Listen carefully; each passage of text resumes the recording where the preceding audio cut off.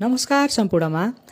आज हामी भेडा बाख्रामा देख्ने अत्यन्तै घातक रोग पीपीआर बारे कुरा गर्नेछौँ। पीपीआर प्यारामिक्सोभ्याब्रिडी फ्यामिलीको मर्फीविलस भाइरसबाट लाग्ने रोग हो। यो एकदमै संक्रामक भाइरल रोग हो जुन बाख्रा र भेडामा देखिन्छ। मानिसमा लाग्दैन, तर किसानका लागि ठूलो समस्या हो। पहिलो पटक 1942 पश्चिम अफ्रिकामा यो रोग भेटिएको थियो। त्यसपछि एसिया, मध्यपूर्व हुँदै नेपाल लगायत दक्षिण एसियामा फैलियो। नेपालमा 1995-96 तिर पहिलो पटक पीपीआरको प्रकोप रिपोर्ट गरिएको थियो। अहिले नेपालमा यो भेडा बाख्रामा प्रमुख रोग मध्ये एक हो। लक्षण र चिन्हहरू कस्तो हुन्छ पीपीआरको त? अचानक तातो ज्वरो आउँछ, नाक र मुखबाट पानी झर्ने, मुखभित्र घाउ र घाउ फुट्दा जनावरले खाना नखाने, डायरिया हुने, शरीर कमजोर हुने, सुँग्न नसक्ने, सास फेर्न पनि गाह्रो हुने। विशेष गरी बाख्रा बढी संवेदनशील हुन्छन् र धेरै मर्न सक्छन्।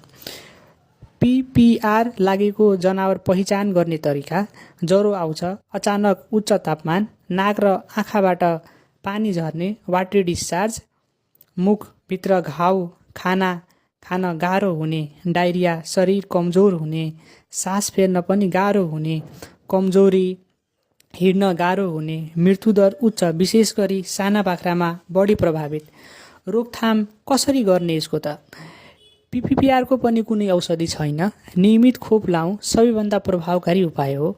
बिरामी जनावरलाई अलग राख्ने, गोठ सफा गर्ने र डिसइन्फेक्सन गर्ने, अनावश्यक जनावरको आवत जावत रोक्ने। पहिलो खोप 3 महिनादेखि 6 महिनासम्मका जनावरलाई दिने।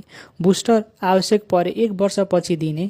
गर्भवती भेडा बाख्रामा पीपीआर भ्याक्सिन दिने नियम छैन।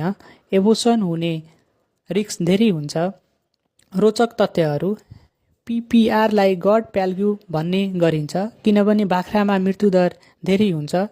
यो रोग 50 भन्दा पनि बढी देशमा फैलिएको छ। एफएओ र ओआइईले मिलेर 2030 सम्म पीपीआरलाई संसारभर उन्मूलन गर्ने लक्ष्य लिएका छन्। नेपालले पनि यो अभियानमा सहभागिता जनाएको छ। अन्तिम सन्देश: पीपीआर खतरनाक रोग हो, तर खोपले सजिलै नियन्त्रण गर्न सकिन्छ। आफ्नो बाख्रा र भेडालाई नियमित खोप लाउँ, किसानलाई सुरक्षित बनाऊ र रोगमुक्त नेपाल बनाउन योगदान दिउँ। धन्यवाद।